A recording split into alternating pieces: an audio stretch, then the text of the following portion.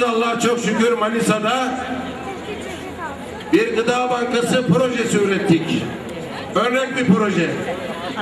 Bugün itibariyle 3250 kişinin hizmet aldığı, gerçek ihtiyaç sahiplerini kapılarını tek tek açarak, evlerine girerek tespitini yaparak bir Kipa Pehlivanoğlu gibi düşünün, bir market açtık Manisa'da.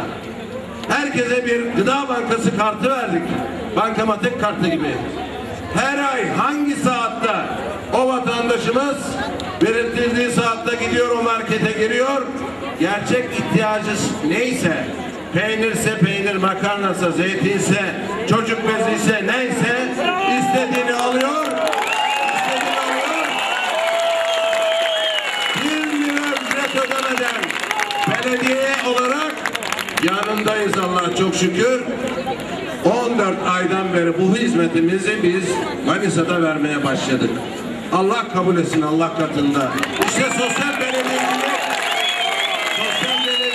bu. Gerçekten ihtiyaç sahibi insana sahip çıkmaktır. Allah nasip ederse bunu İbrahim Başkan'la beraber